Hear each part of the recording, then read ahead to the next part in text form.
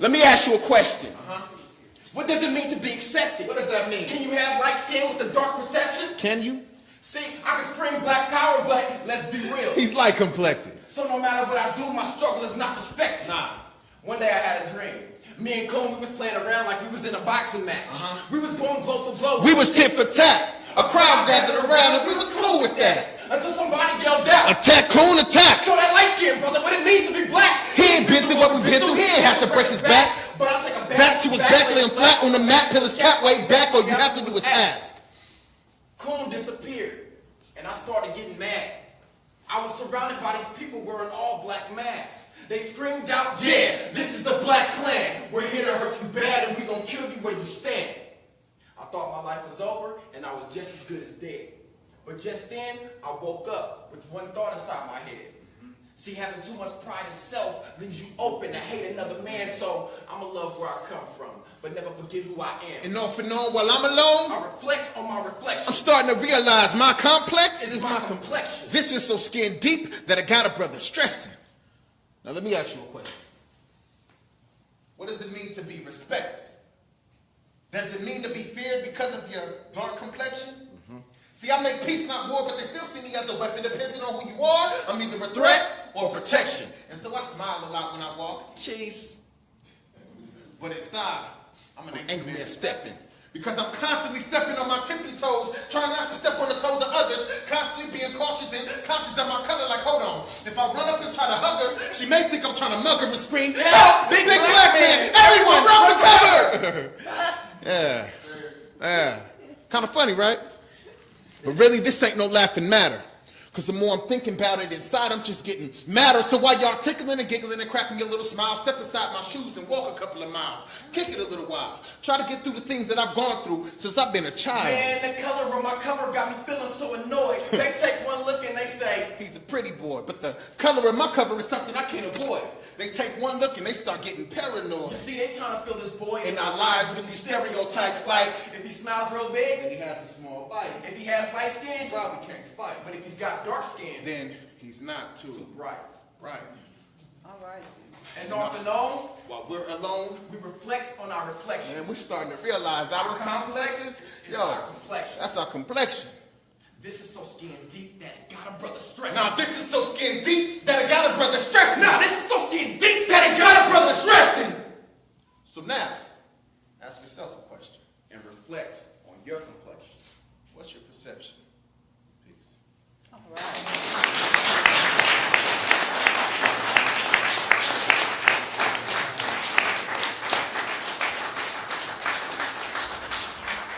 Milton Bowens.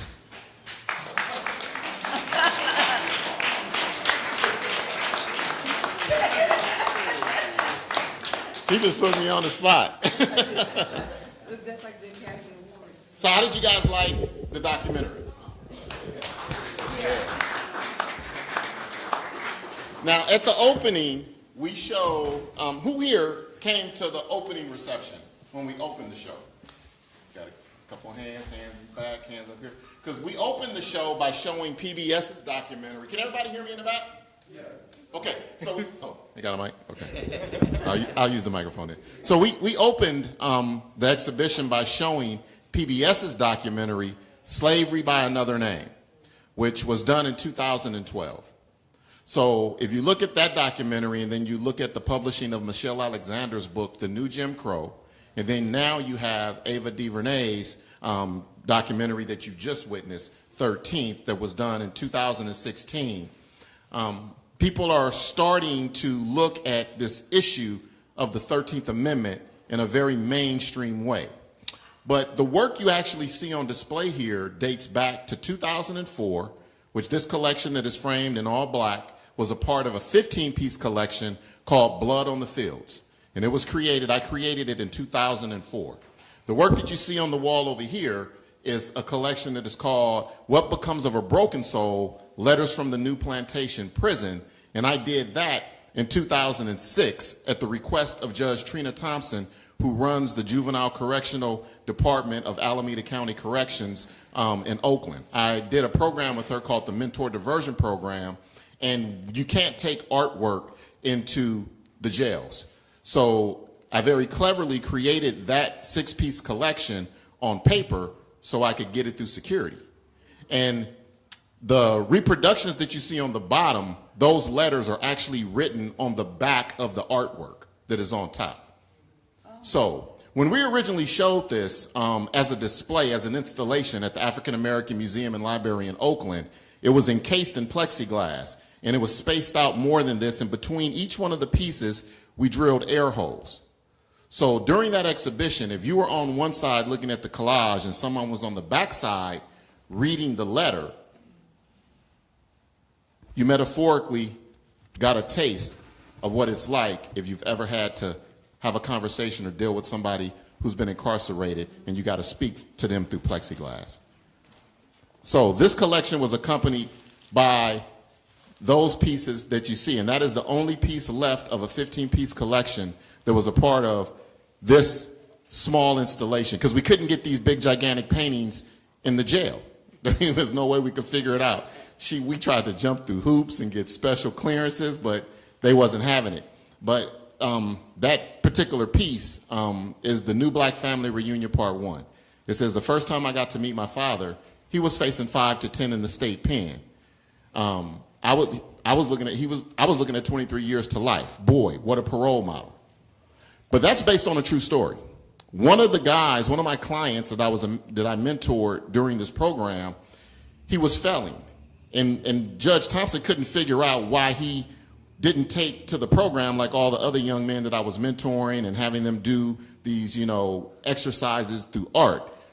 And so she asked me, she said, Milton, it's going to be judgment for him in a minute. And if he doesn't, successfully complete, then we're going to have to slap him with his felony.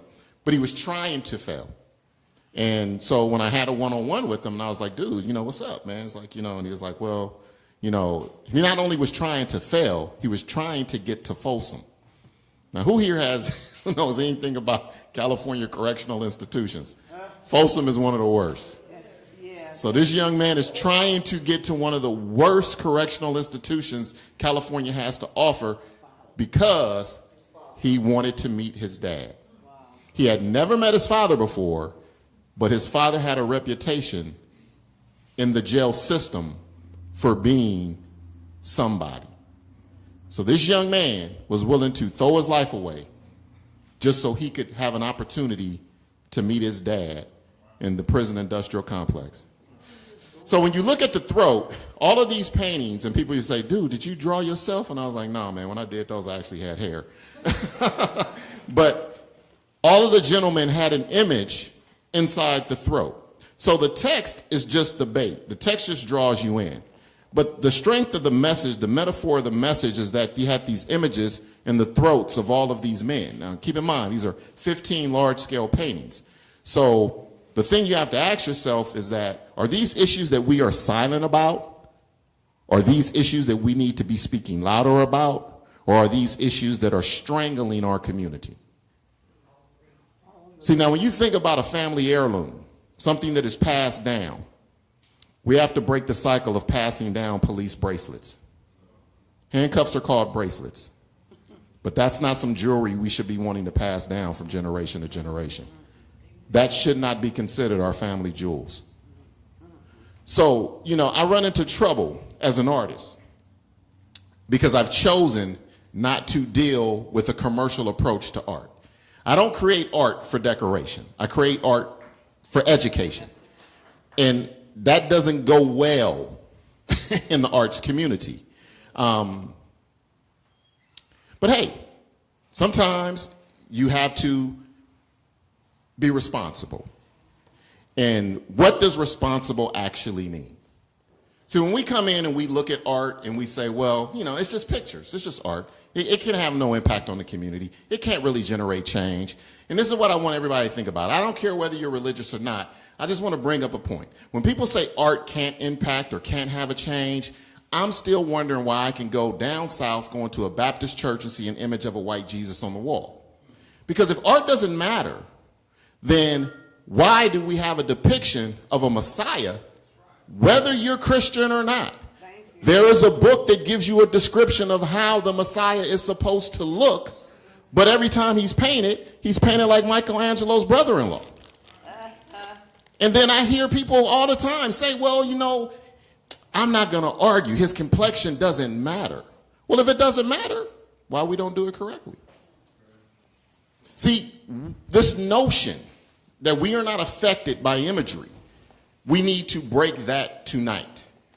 Everything around us, everything we see is conditioning us to think and respond and act a certain way. Responsibility. Responsibility is the ability to respond. So when we strip your ability to respond to something, we have successfully crippled you to be responsible. We can't ask our children to be responsible when we haven't given them tools to respond to what we're telling them to be responsible of. And that's why we're in the predicament that we're in today. And that has to change because we're conditioned. You just saw a documentary that outlines systematic racism that is legal. See, but here's the thing that you have to understand. Just because something is legal does not make it right. Slavery was legal at one time, right? Well, Jim Crow was legal at one time, right? Segregation was legal at one time, right?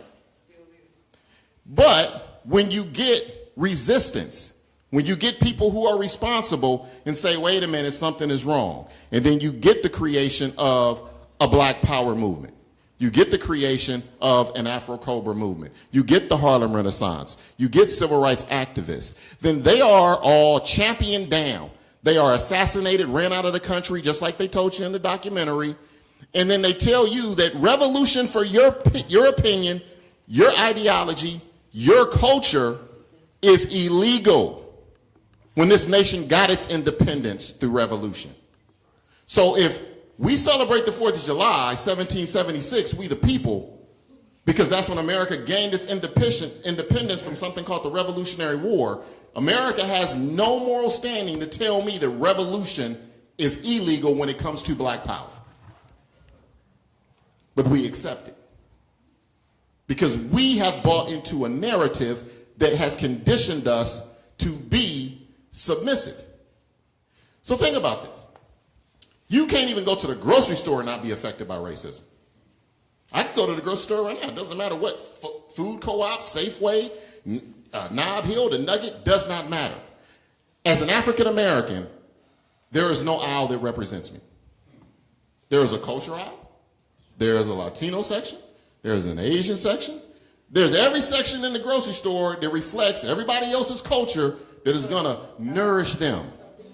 Give them the things they need. And if you Black and they tell you your section is the grits, chitlins, and cornbread, you should be offended. When in reality, your section is the produce department. But our understanding of our ancestors has been stripped from us, so we don't even think that way. Then we achieve, we make advances, and we excel, and we get up in station in life, and we buy our big mansions. And then the first thing you do is decorate your what? Master bedroom. So even where you lay your head at night, you've adopted white supremacy. See, but we don't think about how powerful conditioning is. But this is just as how powerful conditioning is.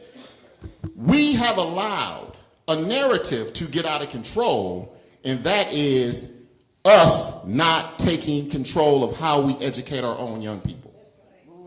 Who here grew up understanding or that was taught Christopher Columbus discovered America?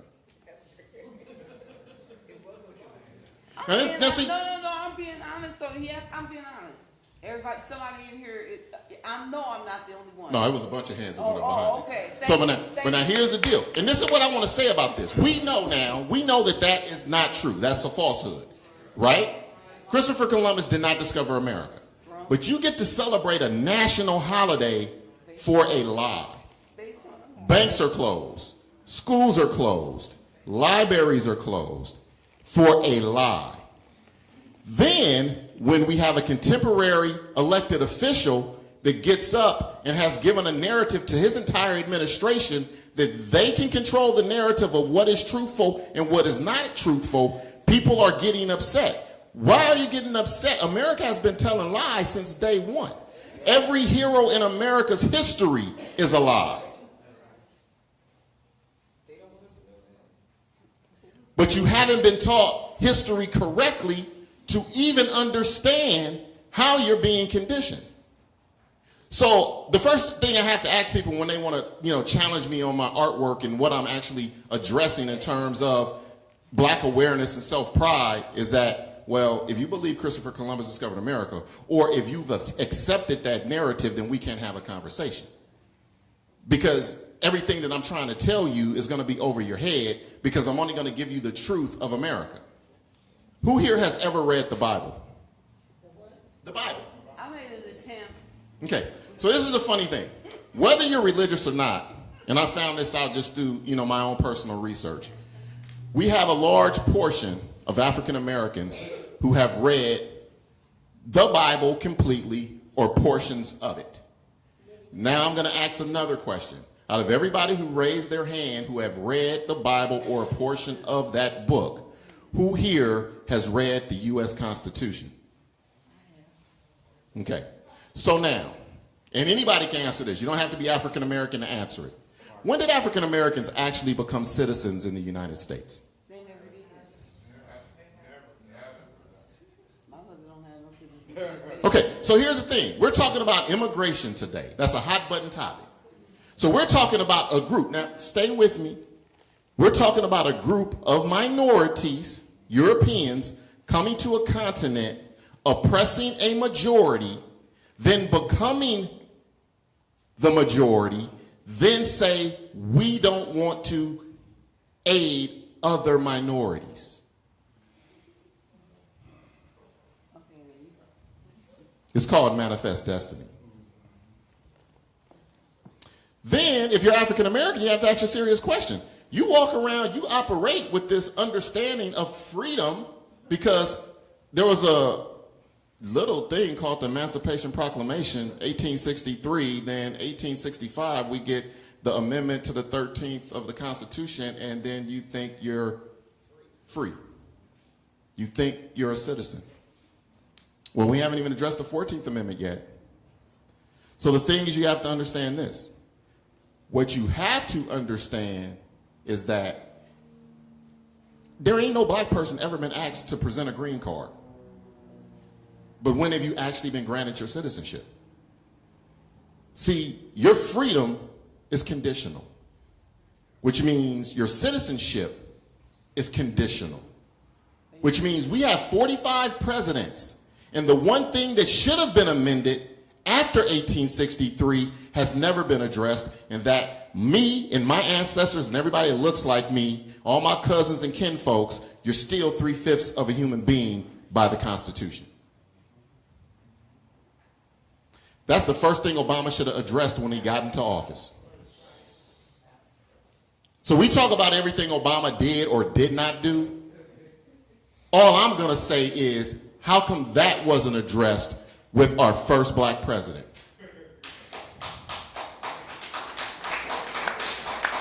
Well, the reason that wasn't addressed is because that 3/5 in the Constitution is tied to our electoral college. Clap again. But we have to know and educate and teach our young people on how a document as old as the Constitution, 1865 was the amendment. A clause was added, a loophole, that you could be returned to a state of slavery just by convicting you of a crime. Well, answer me a question. Prior to 1865, how many other races were enslaved in the Americas? So you know who they was talking about. Yeah. It ain't no secret. They wasn't talking about white folks. The Statue of Liberty was gifted to America in 1865, but wasn't actually dedicated till 1886. Why? Because you had 1865, and what happened? Well, the war was ended, slavery was abolished, so you had no more free labor. You see, they got the White House fixed fast because slavery did it. But you didn't have slavery to build the Statue of Liberty. So funds had to be raised, monies had to be earned, France had to chip in. But this is the question you have to ask yourself legitimately. Every one of our national monuments is really reinforcing white supremacy. Whether you want to accept that or not, that's not my problem. It's the truth. The person who sculpted the Statue of Liberty was an abolitionist, and it was supposed to be a gift recognizing America's maturity for abolishing slavery. And people wanted to argue over the original depiction of what that statue was supposed to look like, and we got the compromise. But what the sculptor wouldn't compromise is the fact that he put a broken chain on her ankle. Now, I don't care what part of history you understand. Tell me, what would a white woman in 1865 be doing with a chain on her ankle? And I'll wait. Okay, all right. Okay. Our country has a design strategy for our young people, and they are patient. They've been patient since 1619. That is a very long time. So they are betting that we are not going to be as patient as they are, and we are going to make a mistake.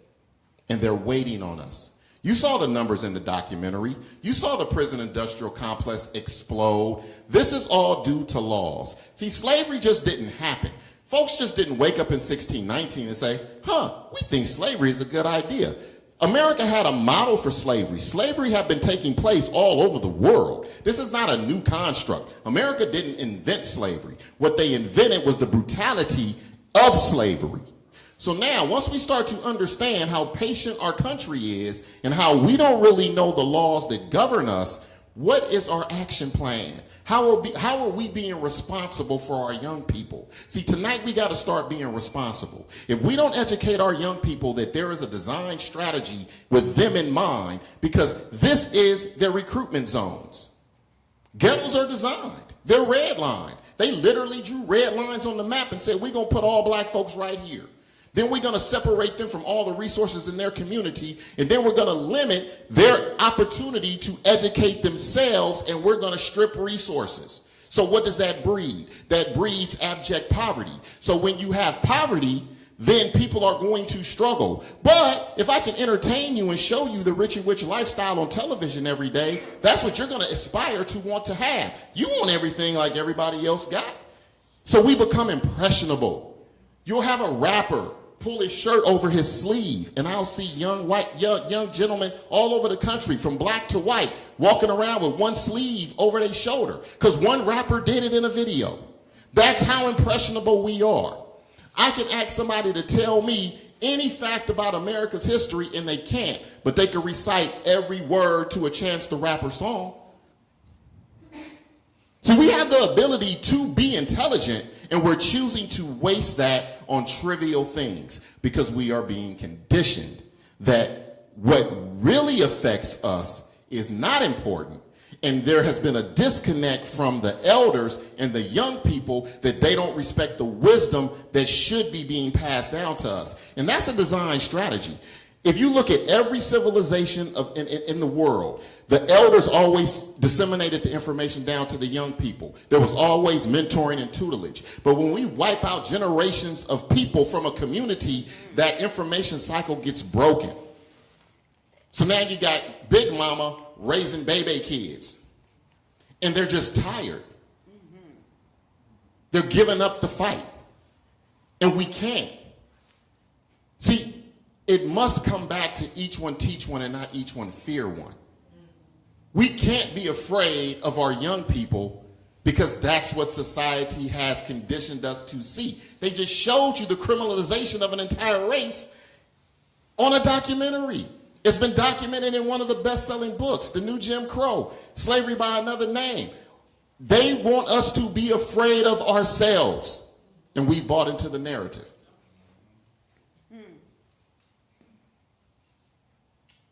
But what are we going to do about it? How are we going to be responsible? How are we going to take back our communities? See, in this argument where people want to say, oh man, that's corny. Listen to what I'm getting ready to tell every adult in here. We have to re-engage young people in the political process. And let me tell you why. This notion that your vote doesn't count or voting is corny, Everything that has been done to us legally has been done because of policy. If we don't understand policy and how to control policy and generate and create policy on our terms, we are victim to a system that has been in place since 1776. See, Frederick Douglass wrote an essay. Yeah, that same dude that Donald Trump think he hanging out with next week or something. Frederick Douglass wrote an essay, What Does the 4th of July Mean to the Negro? So as we sit and kick it on the 4th of July, because I like barbecue, you know, it's a holiday. But it wasn't my ancestors' independence. But that's how patient this nation is. They have given you their agenda since 1776. We just refuse to put an importance on getting young people to understand it, so they are winning the waiting game. And every media outlet is involved. You're not safe from it anywhere.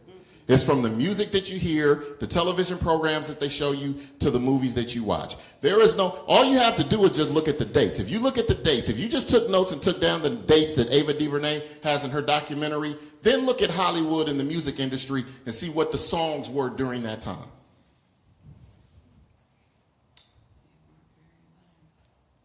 And you will see what aided in the explosion of the prison industrial complex. Because if I'm showing you a glamorous life and I'm showing you a way to get rich, see, this is the thing that people don't understand. There was a conscious moment in rap when most of hip hop was conscious.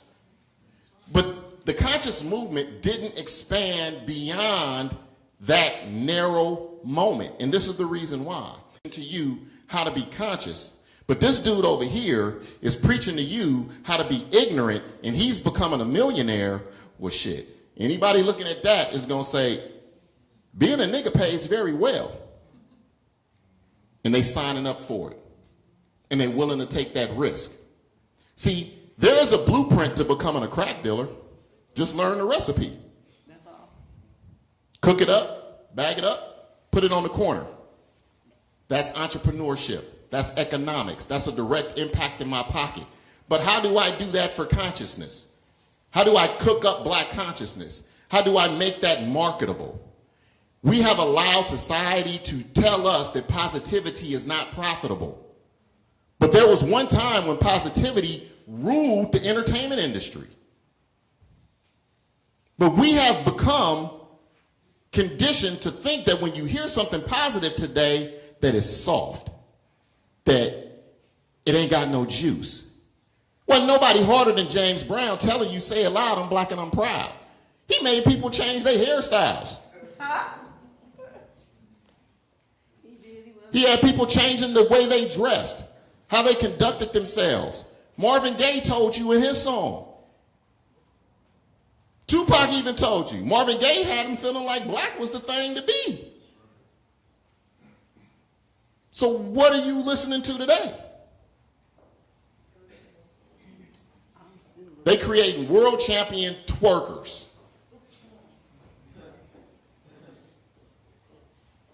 But we have to look at ourselves in the mirror. You know, see, I don't paint for my own recreation. These works have the ability to outlast me, my goddaughter, and her children if they get into the right hands. But the funny thing about black art is you got to ask yourself a serious question. Who actually owns it? Who really collects it? See, every other culture in the world puts their art on a pedestal. Then people look at black art and they want to say, man, you know, why are you painting about all that old stuff? We have been conditioned to devalue ourselves. We've been conditioned to devalue capturing and controlling our own narrative. See, I don't care what you go to school for. You can go to school to be a doctor. You got to study old things, and you got to figure out that penicillin, you know, was created by mold. If you go to be an attorney, you're going to be looking at old cases to see how someone set a precedent to argue another case. If you're an athlete, hell, you're looking at game footage from a whole season ago just to see how you successfully beat the team that was the powerhouse the year before. If you're a musician, you looking at sheet music that was written by dudes who looked like they was on the oatmeal box. Everybody learns from their history and puts it on a pedestal, but then when it comes to the history of the African American, you're told your history ain't valid and it does not matter. You can't even be comfortable looking at the icons that gave their lives for change so that you could sit here tonight. You can't even look at them with a measure of dignity, and it swells your heart to say that maybe I can do something special too. That's why I paint. Thank you guys for coming.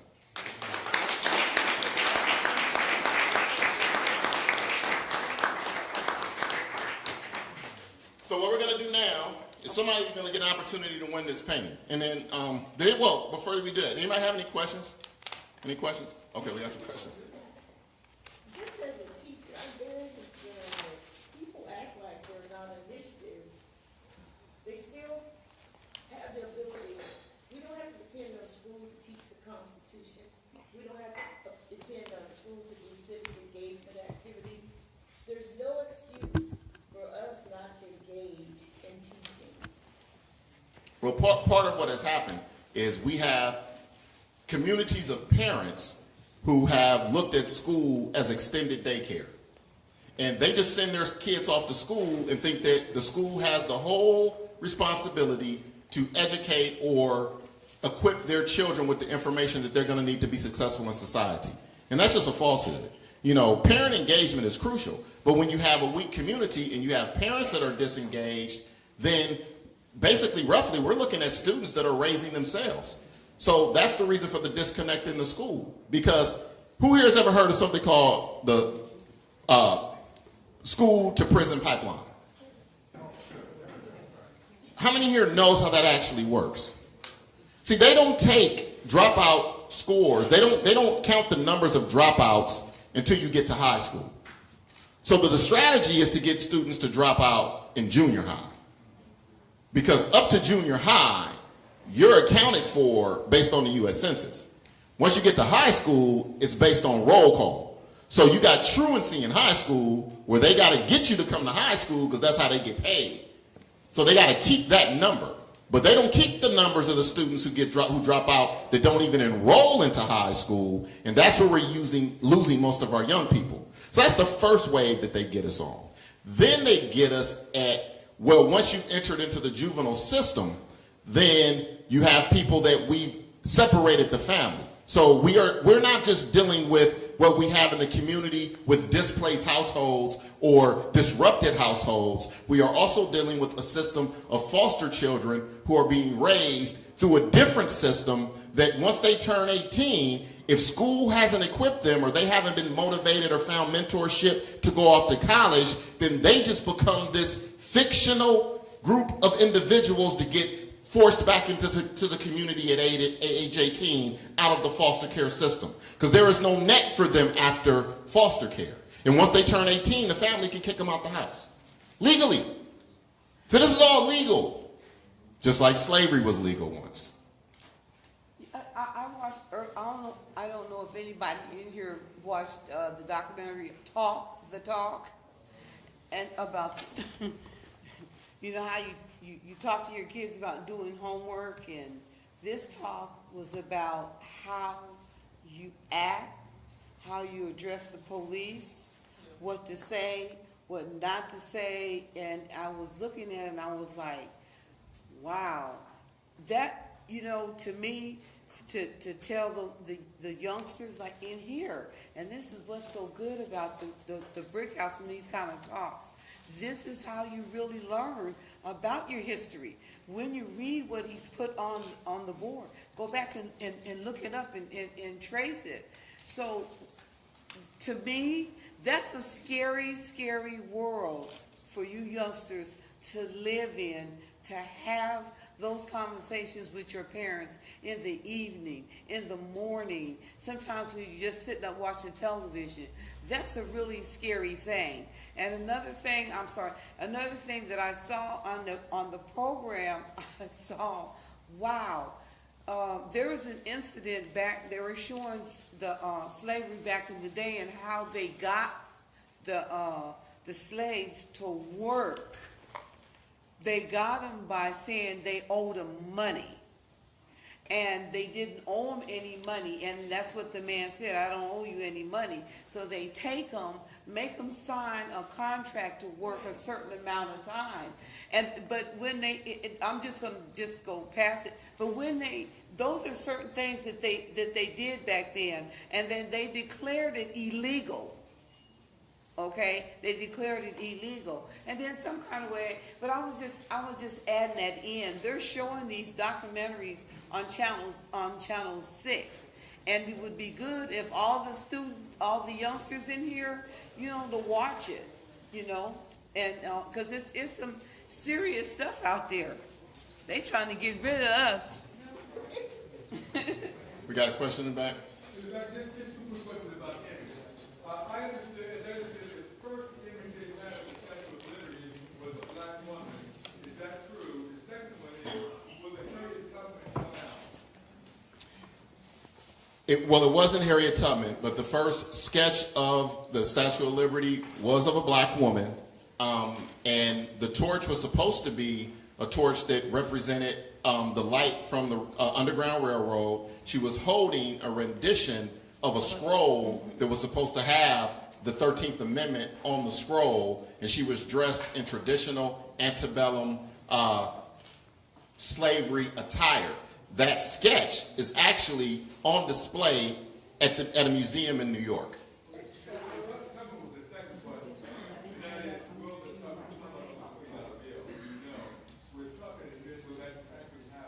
Well, yeah, I think the U.S. Mint, if they made a commitment to put Harriet Tubman on the $20 bill, that's going to happen. But she's not on the bill all alone.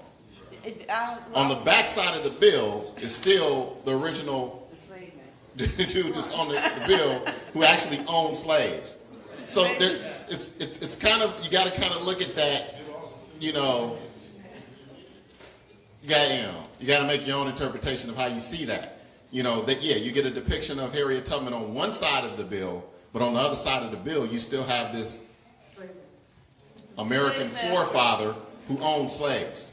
So, yeah. Mm-hmm. Yeah. So, question? So you mentioned Barack Obama, constitutional lawyer. Yes. Just saying. And I thought about that before I had a conversation with a friend of mine about that portion of the Constitution not being changed. Do you think, just based on your conversation, by design, that he could not or would not make that change?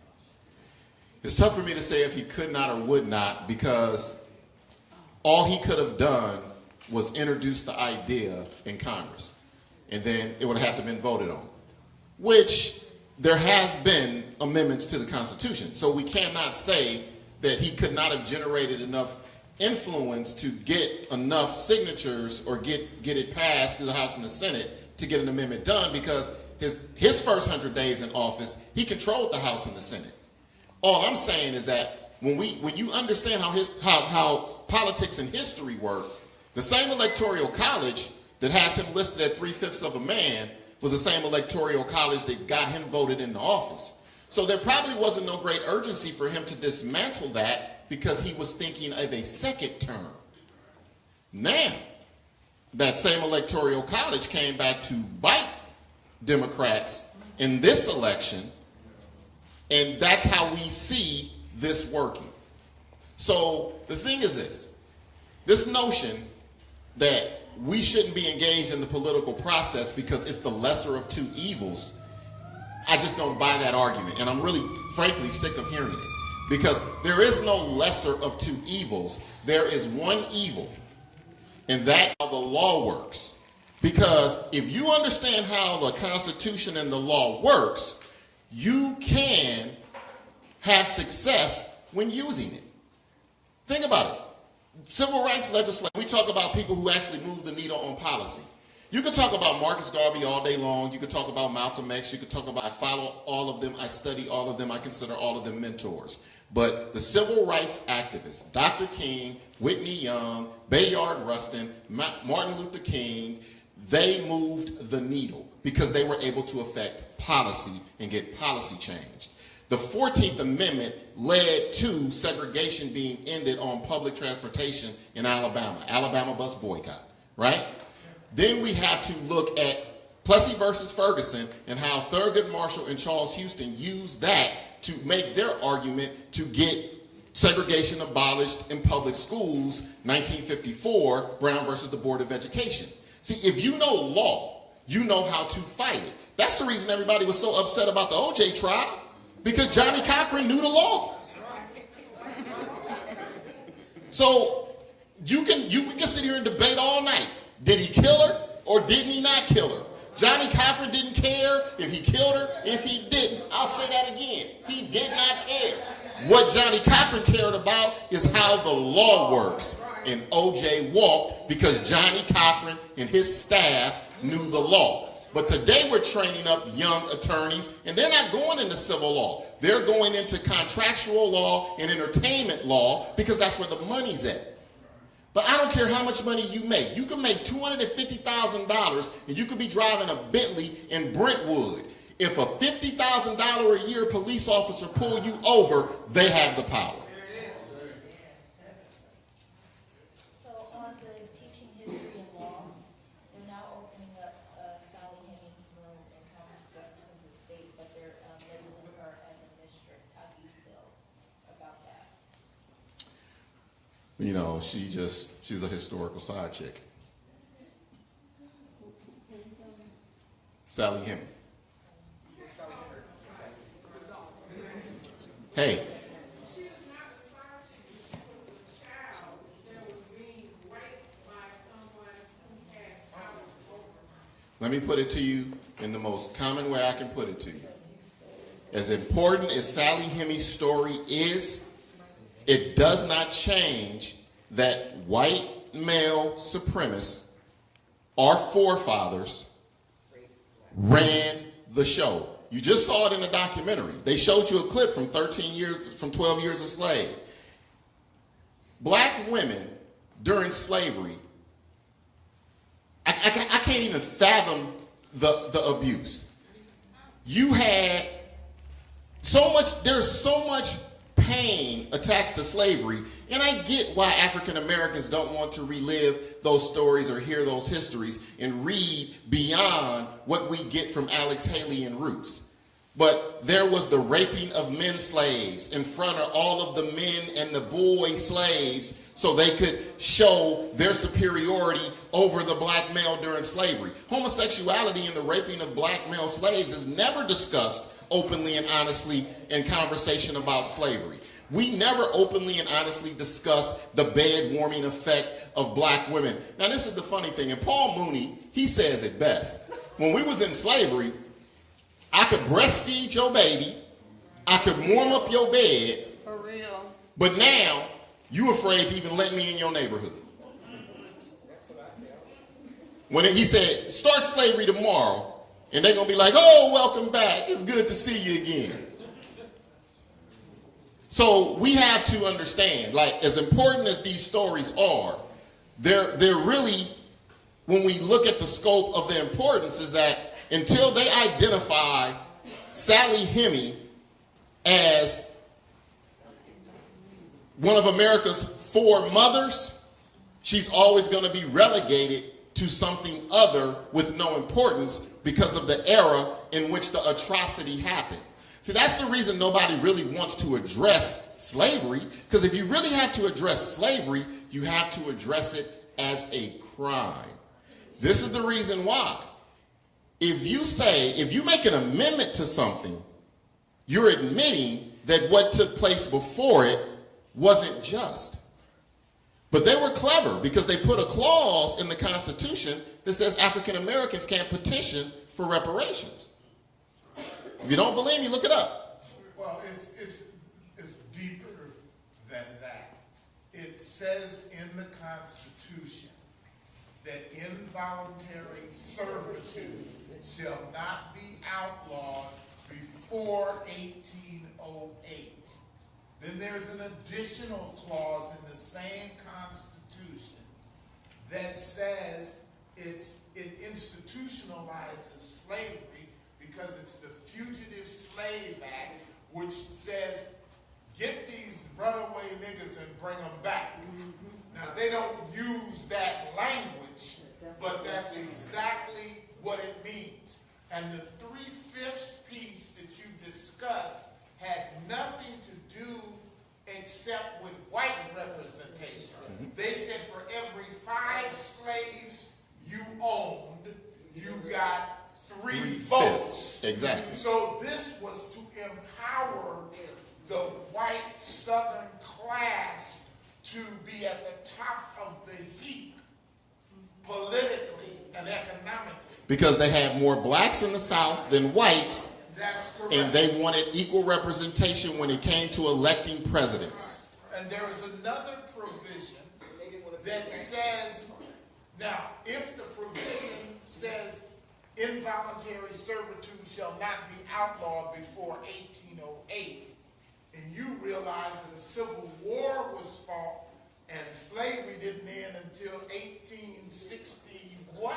5. All right, so if it didn't, so then if that was a compromise, because that was their way, the 55 white men who established the Constitution, they were desecrating everybody. Not one word in the original Constitution says anything about women. The original Constitution doesn't mention women at all. In other words, excuse the graphic terminology, but the hell with women. So they weren't even mentioned. Native Americans were mentioned in the same Constitution to be cornerized and dismissed. And that same person you talked about on the $20 bill, Andrew Jackson. Andrew Jackson he killed more Indians, more Native Americans. He basically massacred Native Americans. So when you are right when you say go back to the Constitution, I say that as someone with a Juris Doctorate of Law and someone who studied the law. And so I'm just reinforcing what you're saying. There are provisions in the Constitution that unless you understand what that means, that's why women still make less money than men make today. The design you talked about that's when it was done. Indians, African Americans, women, and it's the same today. The same people who run the show in that time are still running the show today. Oh, yes. Make America great again. Oh, question? I just think that we really have to create an optimal learning environment to teach people. If we're not there's a civics education initiative in this state, and black folks don't believe that it exists because we don't have a ongoing systematic process to discuss policy. This man knows policy.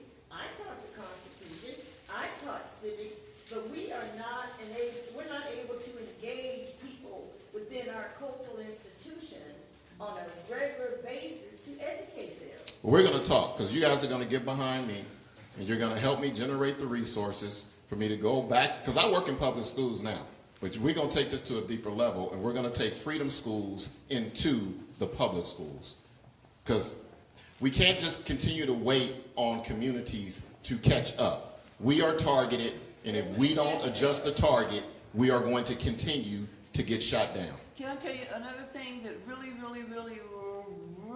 needs to be addressed for the youngsters, that those voting, the way you vote. No, if you read it wrong, no might mean yes. And if you don't understand the way they got those, you have to understand we didn't write that. Well, voting is a whole new language now. Yeah, But, you know, they need well, to there's be- been voter but they need to- suppression and, Yeah, you but know, they need all to the way, be what I'm yeah. saying is. We do. Yeah. And that's good. But see, the thing is, before we can teach, we got to have somebody interested in voting first before we can teach them on how to vote correctly. We got a bunch of young people who ain't even interested in voting. But before we go any further, has you guys taken the time to fill out your answer sheet? Can I get an assistant to help me collect these? We're going to put them in a thing. We're going to shake them up so we can announce a winner for our... Oh, can I keep the basket? Mom, should you be doing that? Okay, then, any more questions while we're collecting the raffle slips? And all you got to do is get the thing right. Wait. Okay, here I come. I'm coming over here. Can you guys please get back the ink pen? Oh. She done tucked it away.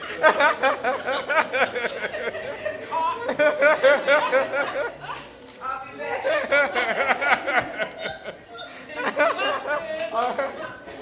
Your pen, dude. You have something? Yeah, I have. Yeah. But I'd be unfair for me to just, with one,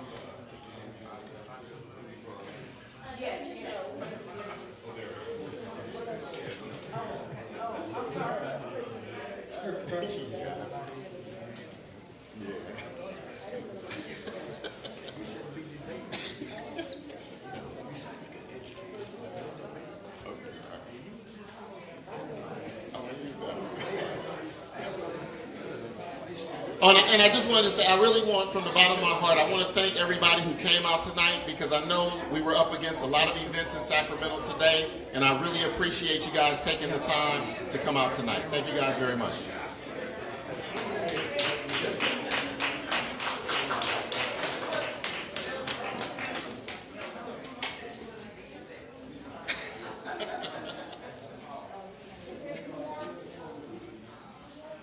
So as soon as we get all of the slips turned in, we will find a winner, and somebody will join the 510 Collector family.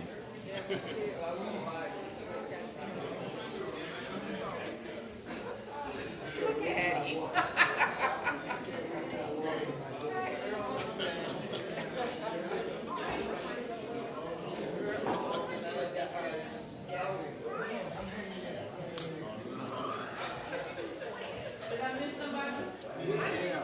And we're not the Crocker Art Museum.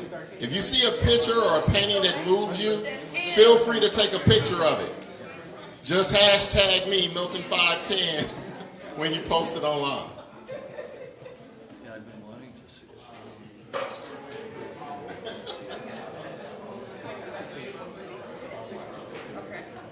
Okay, and don't forget to hashtag the brick house if they were here. And you have to hashtag the Brick House. And if you did live video, hashtag the Brick House on Instagram. Did you get everybody? Did everybody get a turn in your, Did everybody turn in their raffle slip? Okay. okay. We're getting ready to move these around, shake them up, and see if somebody can be the winner tonight.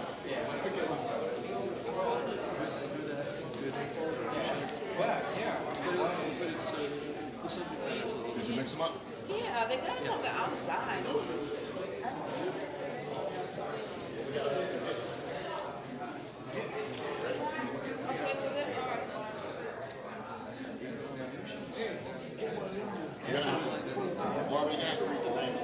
Get one of them, you pull this out, you can't pull it out.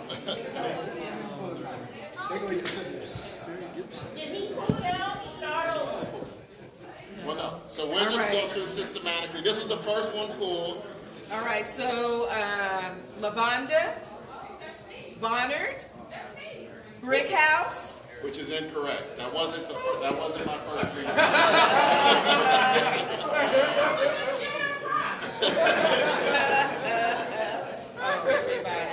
Okay, Farrakhan Muhammad, Brick House. Wrong answer. All right, who is that, Dara? Is this Dara?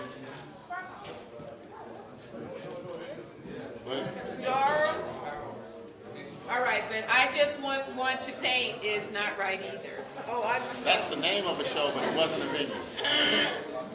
All right, Cody, Crocker Museum. No, No, okay.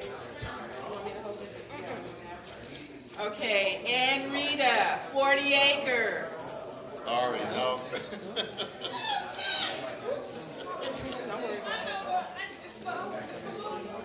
All right, somebody actually did my put second down show. their name. Somebody said Brick House Gallery, no. It's wrong anyway. Okay. 40 Acres Art Gallery, there was no name on this one, no. No, it wasn't 48.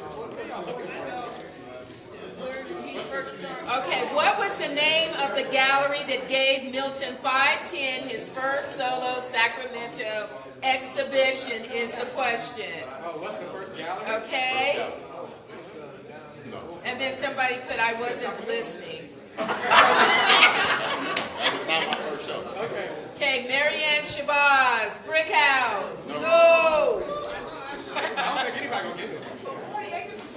Okay, let's make this easy because we can go through all of them. Okay. Did anybody say anything other than the Brick House or 40 Acres in the Crocker? I heard CRC.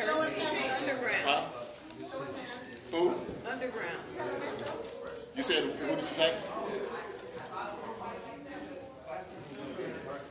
No. No. Wasn't 1910 either.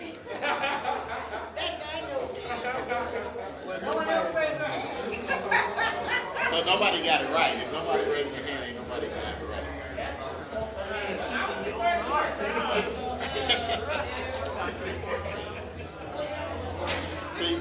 See, the notion is that a lot of people think the first exhibition I did was at when we opened the 40 Acres Art Gallery. But in reality, I was already booked for an exhibition that I did in October, and I didn't do my 40 Acres exhibition till after that in February when we opened 40 Acres. The very first art show I did in Sacramento was at the Bisacano Garo on J Street. Oh, nobody would have got that. Nobody would have got that. That's too obscure.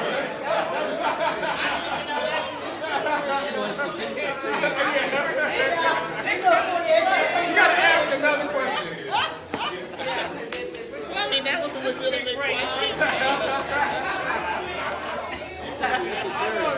Well, my goal is we're going to try to do something, go back, like, just do programs and go into the schools like we do over in MLK. He said he asked that So I'll give you, I'll see, give me a call. I'm going to call you. I want you to come to MLK and see what I'm doing. That's the model